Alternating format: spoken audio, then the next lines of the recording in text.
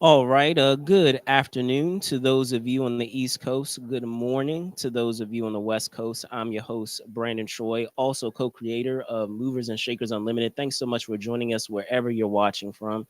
As you well know, every week we try to make a point to give you the goings on and entertainment in our special edition show that we have known as This Week in Pulp Culture. And of course, I'm not going to be alone in talking about the said topics for this week live here from Rhode Island Comic Con. But back home, I want to welcome my co-host, my partner in crime, Mr. Spillman Trueheart, aka Spills. What's going on, man? What's going on, ladies and gentlemen? Another great week in the book. Spooky season sadly over. We're sad It about is. spooky season ending. It was spooky because it was 80 degrees this year. That's very spooky. You That know, is spooky. it's That is spooky. spooky. It's That not was a cold no really more. warm Halloween. Yeah. I had on shorts. It was very, very strange. So, yeah, let's get it. Let's get it. Let's get it. So again, as I said, here live from Rhode Island Comic Con, and as you saw in our main topic story that we're going to talk about later, did have unfortunately a passing that did transpire, and they actually were a guest here at Rhode Island Comic Con, but. As I said, that's going to happen later. We're going to jump into our first topic. So let me bring that up now. So, in the world of sports over this week, we did have the unveiling of the statue for Dwayne Wade. Of course, the Miami Heat legend. He was on hand last Sunday, as I said, for the unveiling of his bronze statue outside the Kaseya Center. Recapturing, of course, his "This Is My House" moment, the statue created by Timeless Creations, Omri Amrani, and Oscar Leon. Uh, this work has, if unless you've been living under a rock, has garnered some controversy, has inspired numerous memes due to its resemblance. I put in quotation marks of D Wade or arguably lack thereof. Spillman, what are your what are your thoughts on the statue, and are the criticisms warranted as it pertains to the statue? I feel like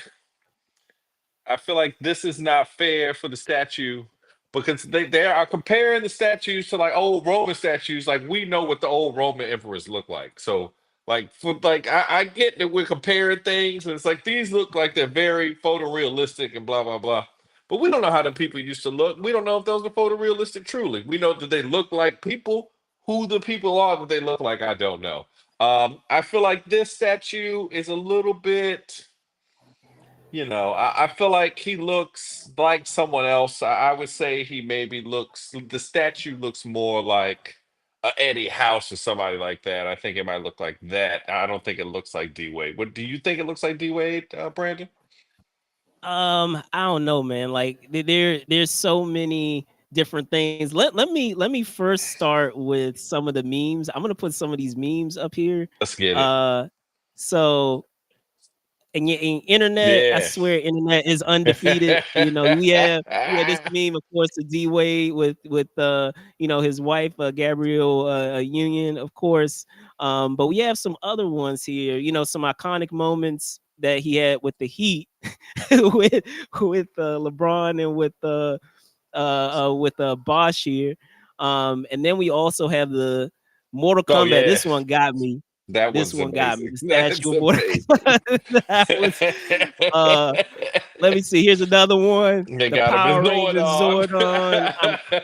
Zordon. Bro. Like I said, internet's undefeated. Oh yeah, I They had saw Miss this Han one. I saw Solo this one. here. Man, they had him. I'm gonna put it up here so that way you can see the comparison. They had him up here. Why they got to do him with Morpheus like that, man?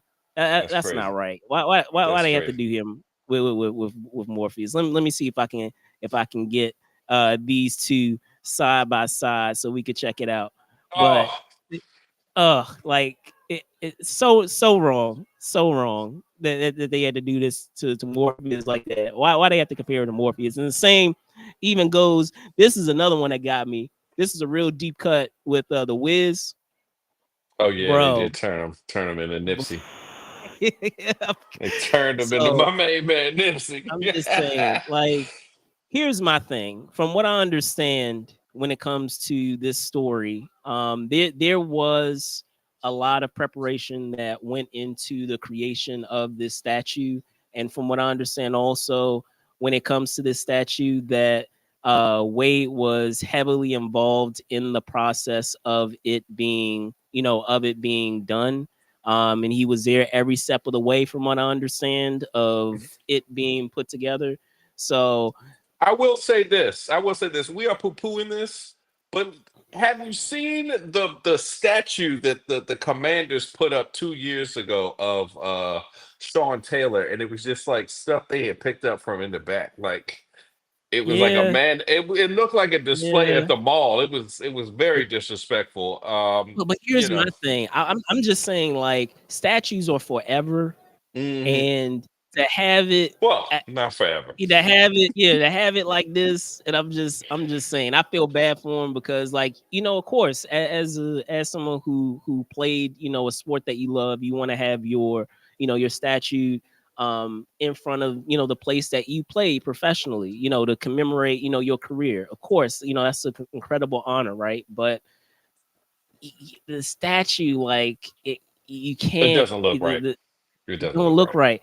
But Yeah. to be fair, I'm gonna be honest with you. The last couple of statues that have been made don't look right. Like, I'm gonna keep it 100 with you. The Iverson statue looked like he's a little kid.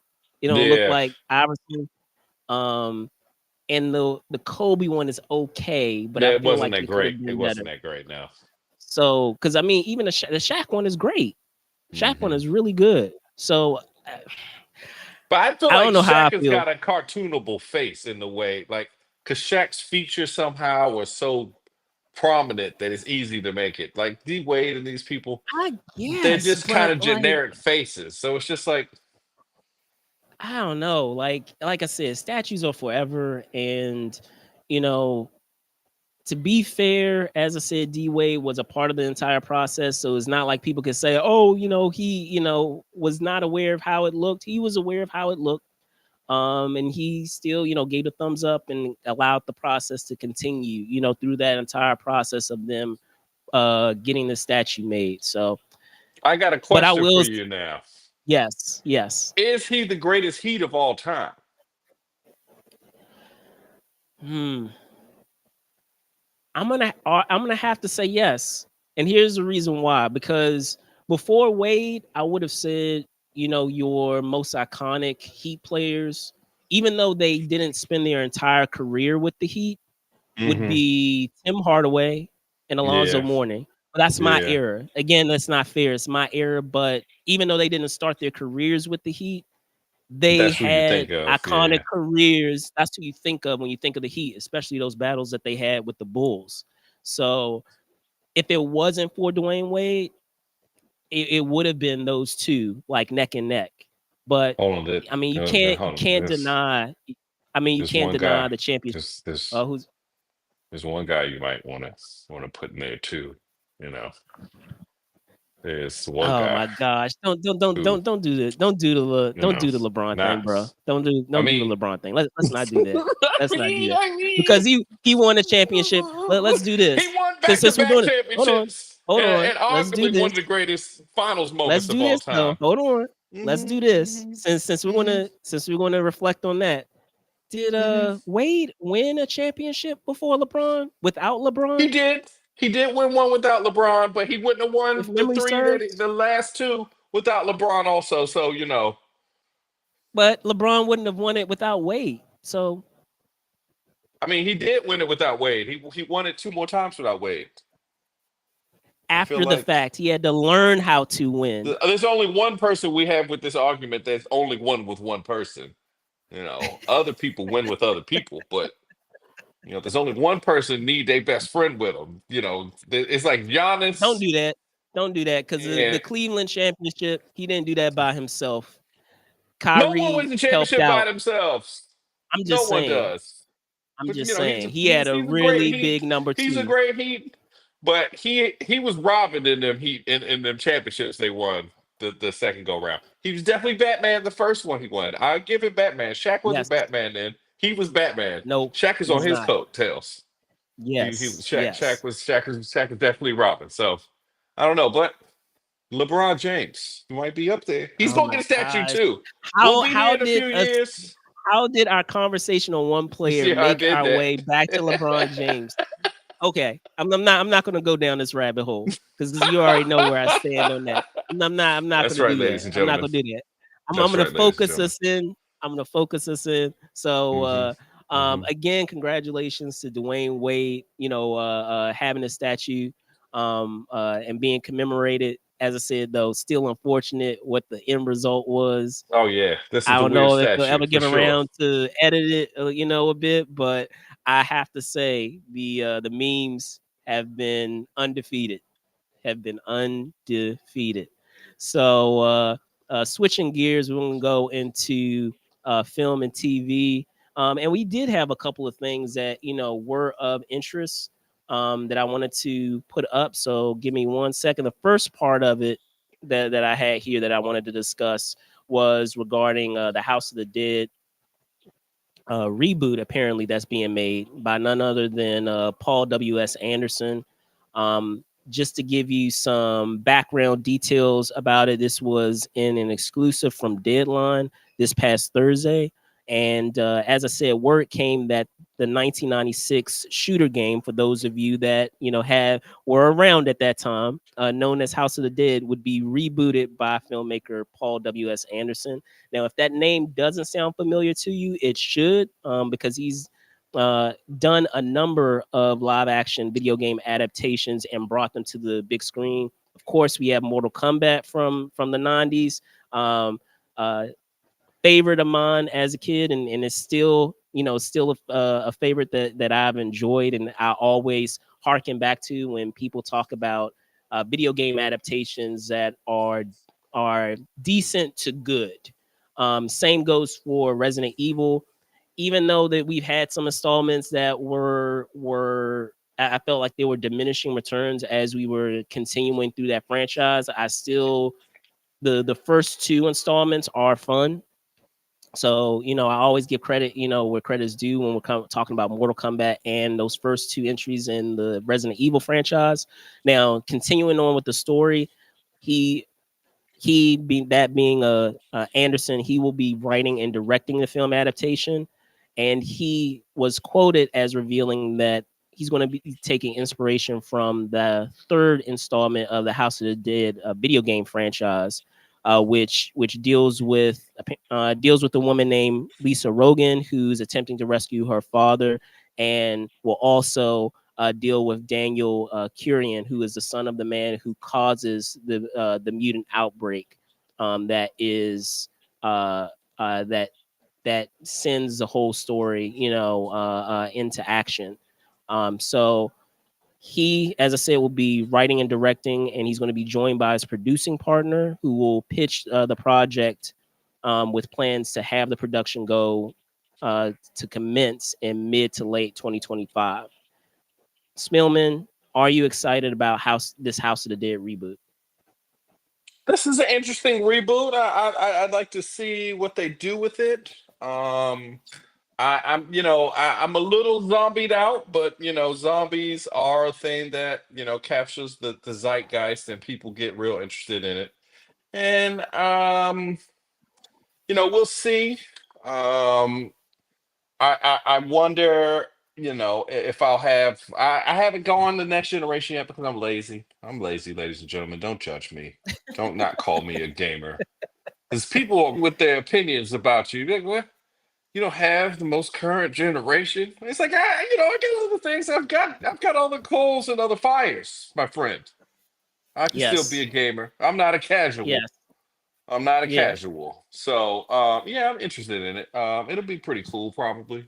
Um, you know, Okay. maybe they have it with the Unreal Engine, so you get the splatter effect that we all won on that, because I think that's really what those games were the splatter effect. You remember those? I feel like you used to see Yes. them a Yes, I lot in do. the Dave and Buster's and stuff, and you'd have to For use a sure. bunch of quarters with your friends. So If they Yes, could yes. recapture that kind of Kids thing don't with know the about online play, those. Yeah, about to say kids don't know you about know, the that arcade era. They don't that's understand. when They don't video understand. games was video games, ladies and gentlemen. Right, right. No doubt, man. No doubt. Yeah, but But yeah, it definitely. We'll see how it pans out. But hopefully, with the advent of online gameplay, it might make it a little bit more fun. Because I don't think that online gameplay really captures the feeling of co-op in like an arcade where you're like, oh, I got to put more money in. And I think that that's a good thing, but it's also a bad thing because if they could get that feeling where they're getting those quarters back, it could change things, I think. well, to be clear, this will be won't be another game. It will be a film. It won't be. Um, It won't be. but here's where what I'll say. As I mentioned before, Anderson is not a stranger when it comes to video game franchises being turned into film franchises. I still to this day I enjoy, the first that first Mortal Kombat film. The sequel, but he didn't direct that film. But that first Mortal Kombat game, I'll never forget seeing it in theaters as a kid, and still to this day I still enjoy it. It still holds a That's a special top place in my five. heart. That's the top five Yeah, when we're video talking game about movies video on game kids. adaptations. Yeah, that's the Same top thing five. goes with, as I said, Resident Evil. Resident Evil was a lot of fun. Of course, he met his wife on in that film. If you guys know Mila Jovovich, who's also the Fifth Element, the star of Fifth Element as well. Um, and he always has a tendency to have her feature in a lot of the films that he does, especially with video game adaptations. But I will say this: as much as I like those prior films that I named, when it comes to films in general, Paul W.S. Anderson is hit or miss for me. He kind of runs. There are films that I like that he does, and there's films that he's done that I didn't really connect with me. So I'm interested to see what he does with this. He typically, when he gets his first crack at a particular property, he normally does a pretty solid job with the film.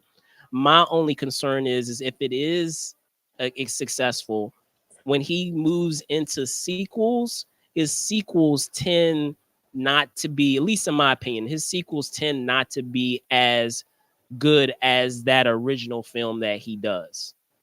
Um, and even another reason why I bring that up is we never had a sequel to Event Horizon, and I love the film Event Horizon. Anyone who's like a horror person of that haunted house type of film that you have in space, like I deeply love Event Horizon. Feel like it's very underrated. But again, one installment, right? It didn't have a sequel. Mortal Kombat, he didn't move on to do other sequels of that franchise. He did it with Resident Evil, but I feel like as we continued in that franchise, as I mentioned before, there was, diminishing returns. It started off, very promising, but I feel like as we continued through that franchise, it's slowly the thread slowly started to come off of it. So I'll keep an open mind. It can't be any worse than the House of the Dead franchise that we had before. That was god awful, so god awful. I don't know Oh if you yeah. remember that one, Stillman. That we had that original film, and I want to say it had one sequel that was like direct to video or something, but like Oh. uh I think it was if memory serves, it was a Iwe Bowl film.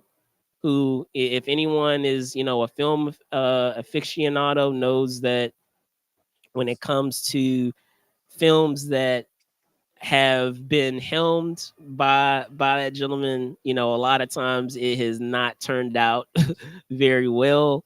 But yeah, we'll see. Time will tell with this. And yeah, it came out that first film came out in 2003. I just wanted to confirm. I want to say it was yeah, Uwe Boll. Uwe directed it. And as I say, he's done other films that have just been not particularly good. So it can't get any worse. So we'll see, what comes of it. As I said, it's still in the pitching stage. So we'll see if they are able to make their production target for next year that I mentioned earlier. But I'll I'll hold out hope that we get a decent film adaptation. But if anyone can do it, Mr. Anderson can do it. Any last thoughts, Smillen, before we move to the second part of this film and news portion? Oh no, I think we'll see how it goes, but I just feel like the well is dry on the zombie stuff. It's like there's nothing really you can do. So I will say this though, and then this is those that have played the game. We do have characters that look like adversaries that look like zombies, but they're technically not zombies. They are mutants. So I will say that. I know a lot of times people try to, hey, I'm just saying, I'm just Come following the on, lore of the game.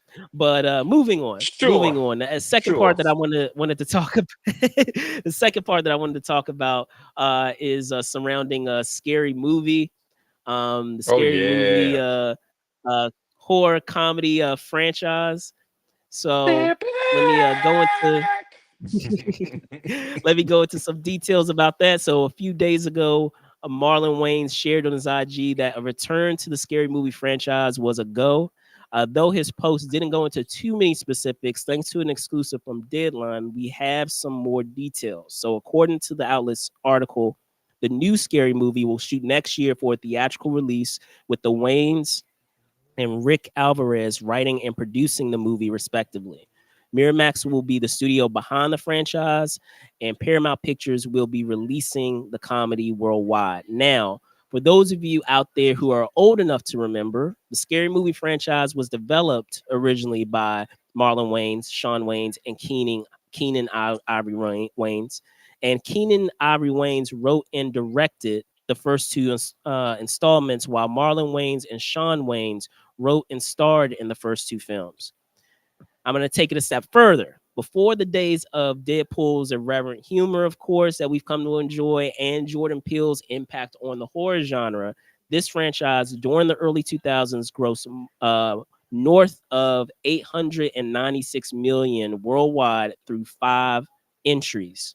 More specifically, Scary Movie, released in 2000, crazy believe it's almost been 25 years, y'all, was one of the highest grossing R-rated horror movies of all time back in the day, opening at 42.5 million, which was the biggest opening for an R-rated horror movie and a black director at that time. So with all of that being said, Spillman, are you excited to see Scary Movie come back? And are you also excited to see the franchise's original creators return? Ladies and gentlemen, I'm so happy. What's going on, Ray? What's going on, Ray? But I'm just really happy that the Wayans have returned to this. Um, you know, scary movie, scary specifically scary movie 2 is one of the silliest movies that's ever come out. And Yes. my father famously, my brother, but we was like, I think I was like 14 or 15, and my brother was like 12 or 13 at the time. So he was still in middle school. So he was like, let's go see a movie. And my dad was like, all right, what movie I want to go see? And my brother was like, let's go see Scary Movie 2. And he made us leave. He made us leave from the bathroom scene. He was like, "Nah, Oh wow. Oh my gosh. Oh, I know what you're we're talking not about too. rocking. Oh We're not wow. rocking like that today, guys. We can't watch these kind of movies." So I feel like that's a Oh funny my movie gosh. because they did something so outrageous that a responsible parent would say, no, I'm not going to continue to allow my children to see this. This is not for kids. And it's not To like be in a fair, gross way. Oh, So I was good. gonna say, to be fair, I know exactly the scene that you're talking about. Mm-hmm. Mm-hmm. And I went. My mom went with me. Me and a couple of my other like high school buddies. My mom went with me, but Mm-hmm. I will never forget that look on her face when she, because you know how sometimes like you go to a theater with your parents and like Mm-hmm. you know they're going to react to a certain part of a movie, like whether it's a horror movie or maybe like a big time like action movie that's like really violent, and Mm-hmm. you know you could feel them like looking at you to see like, are you serious? We're seeing this movie like for real? Like this is a movie you came to see. Okay, this is what we're doing. It's like trying to get them to get to buy into buying you a DMX album. You like, but look, there's a prayer on here. But it's like, but he said every other word on every other song, but he's praying right here. Same But I thing. will say this. I will say this. I think the reason why we didn't walk out of part two is because she went with me and my friends to see the first Your one when no one, friends, yeah. yeah, she went with us the first movie, not knowing how ridiculous it was going to be. And all I'll say, there is one scene in a bedroom where someone got hoisted into the ceiling because of some event that happens. Yeah. So it's just a yeah, just a little small event. There was something that caused them to stick to the ceiling. That's all I'm gonna say. That is Jeez. all I'm gonna say. That But was I would very never forget. artful. Oh, well, my dad was like, nope. It was like,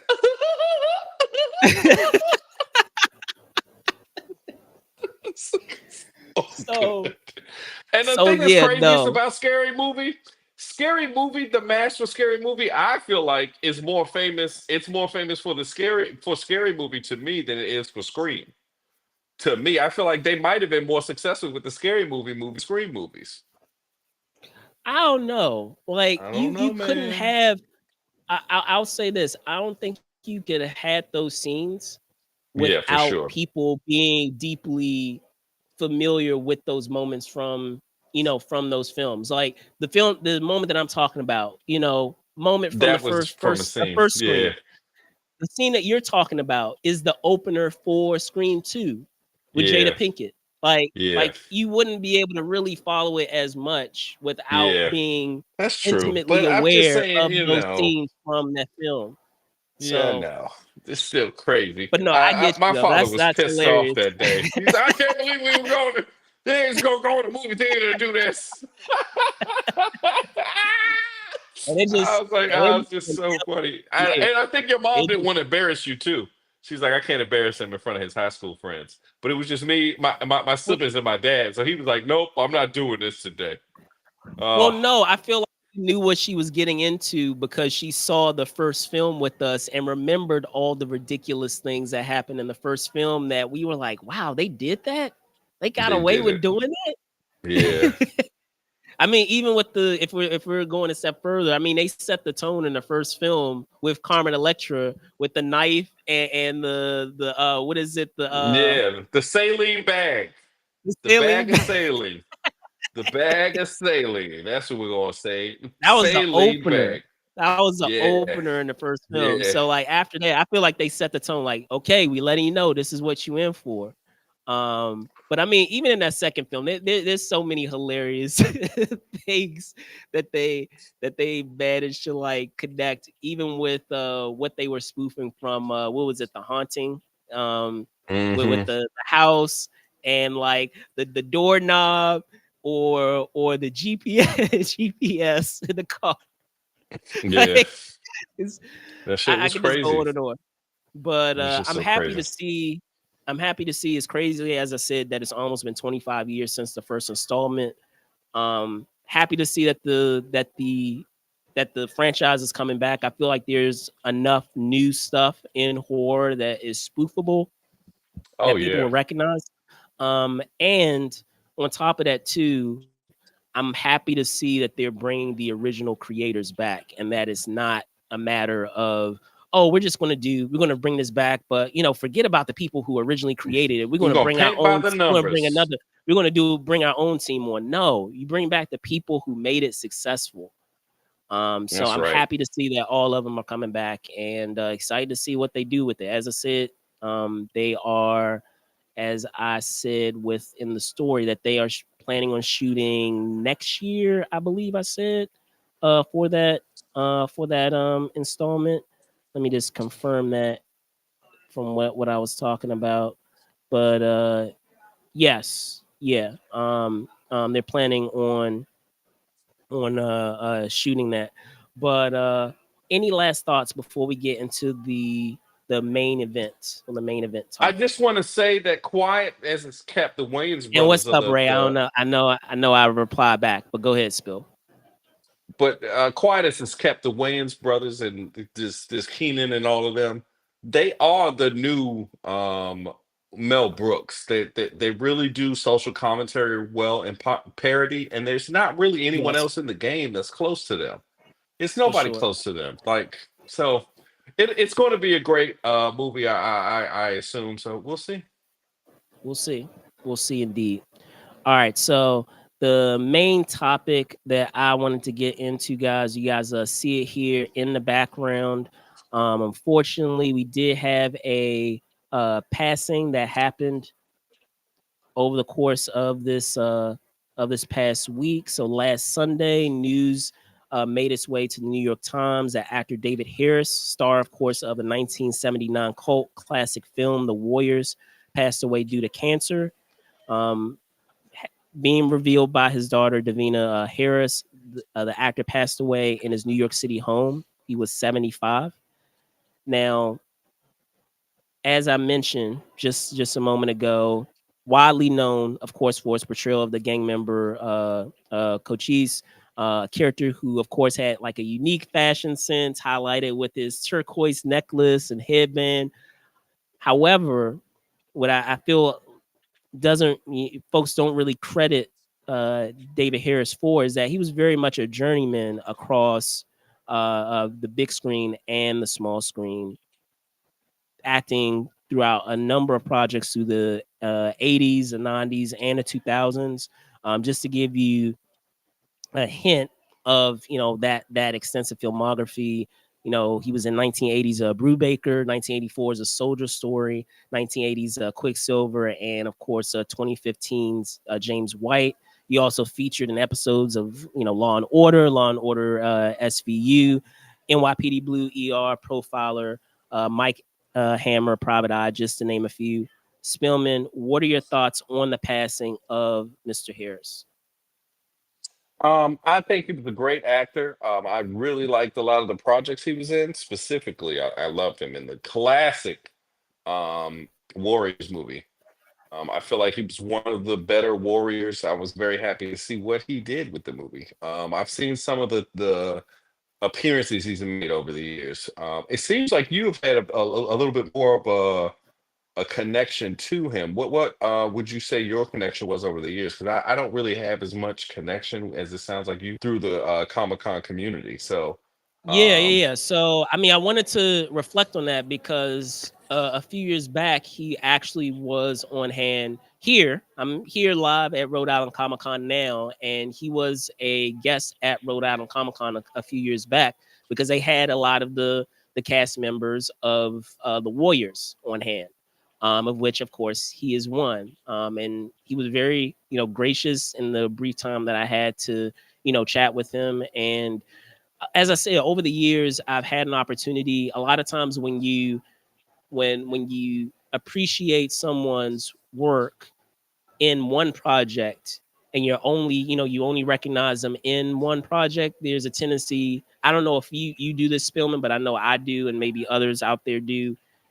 You try to look at, okay, what else have they been in, and you go back through their filmography and check out some other things that they have done. And I feel like in the same way, and then the reason why I said journeyman is I wanted to use some what is it, some sports speak, if you will, right? When we're talking oh about yeah. journeyman, a lot of times you have those folks who, even though they may not be the household name, even though they may not have their faces plastered on as the leading man or woman in a given Hmm. project, they still provide they still leave their mark or their stamp on a project, even in the small roles that they have and the role playing roles that they have, character roles, as I guess is coined these days, that are not like the big major roles. You still need those parts, even when you have those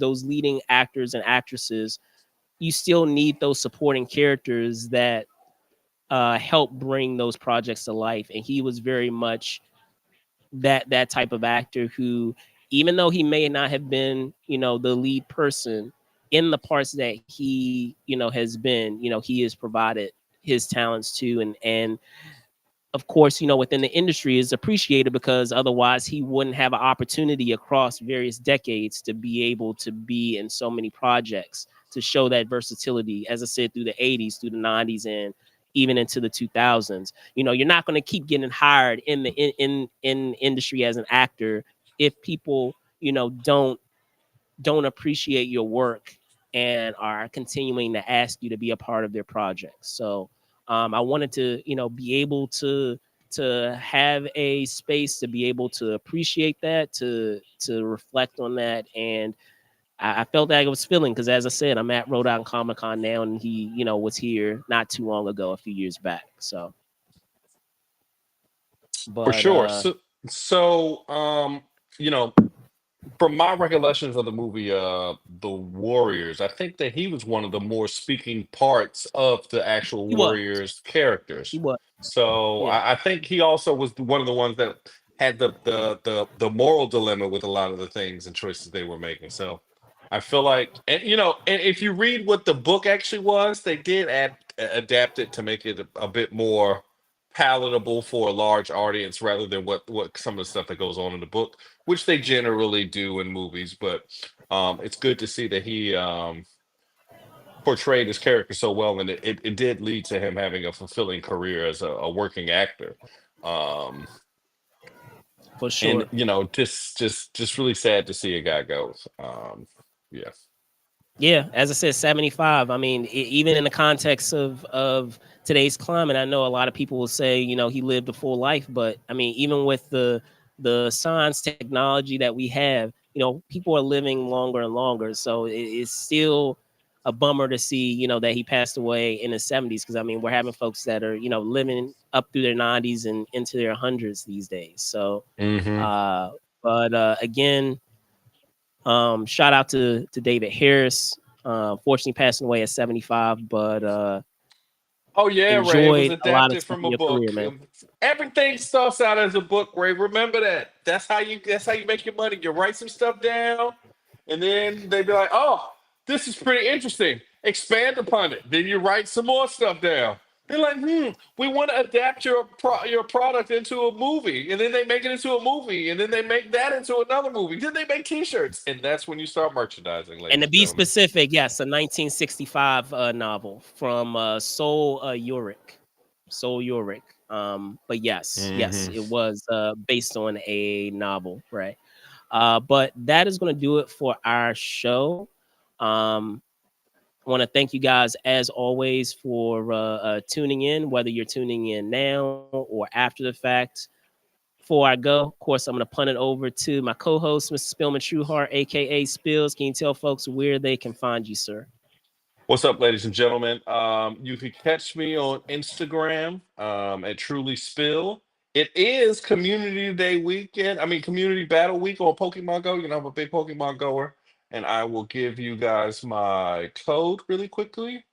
So my code is 5601 4633 8662. Look me up. We can do some stuff.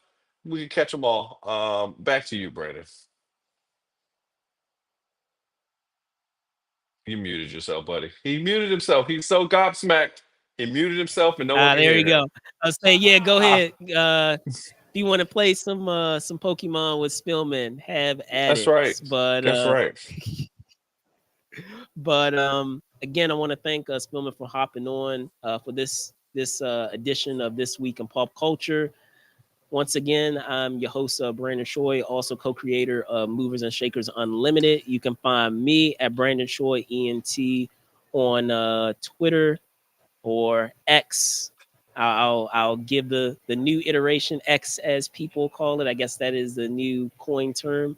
But also Brandon Choi underscore ENT on Instagram. With that said, thank you guys so much for watching. Be safe out there, and see you soon, guys. Free Young Peace. Thug. Free Young Thug.